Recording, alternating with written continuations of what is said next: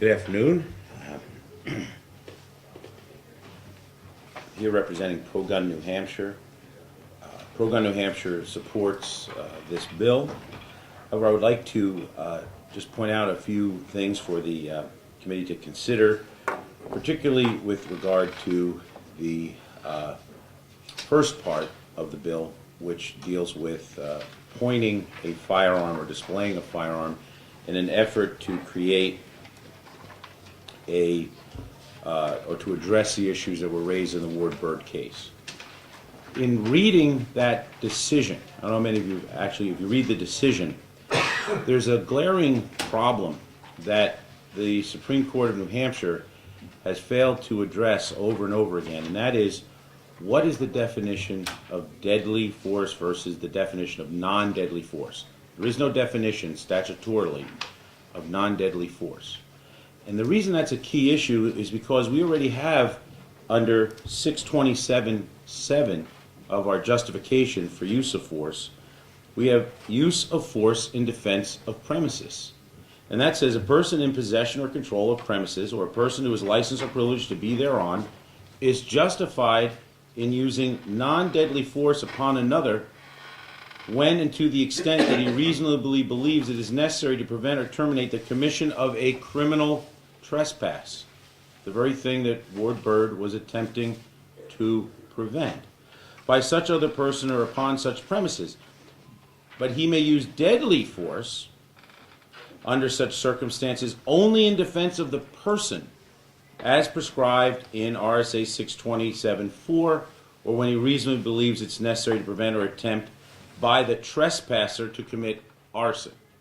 So we've actually addressed in New Hampshire a justification for use of non-deadly force to expel a trespasser, but what we haven't done, and I don't know why it's missing, is in the definition, our definition, where we define deadly force, and we base it on the model penal code as far as I understand it, it does not define non-deadly force.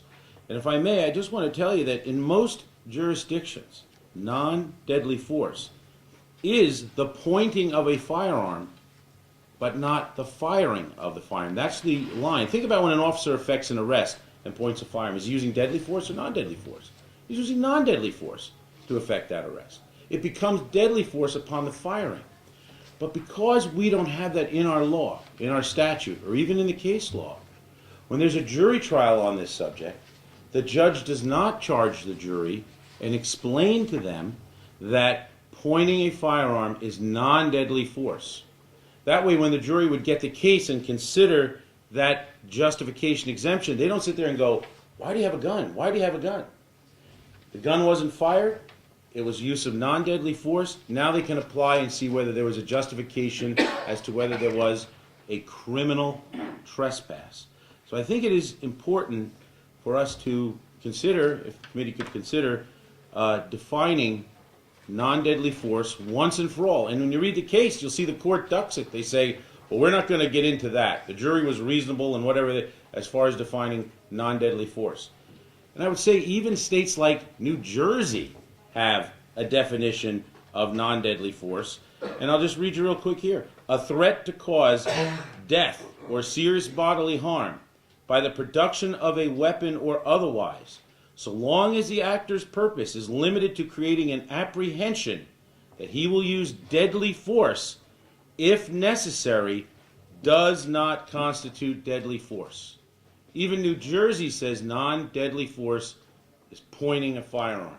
And just think in the Ward Bird case, if that judge had been able to tell the jury that displaying or pointing a firearm is non-deadly force, and then have that 627(7) justification read, how the jury would have considered that case. And I really believe that's a key flaw. And I appreciate the efforts to try to remedy this, and remedying it by way of also adding to the criminal threatening and exemption is good as well.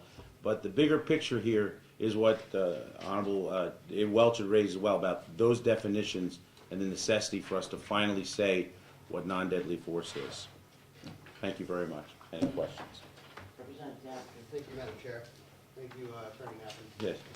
Is there any if I'm waving my weapon around, how do you quantify when I'm pointing it at them and when I'm just waving it? Yeah, I mean, you can get into those issues of displaying, and matter of fact, this law just says displays, so does that not mean pointing?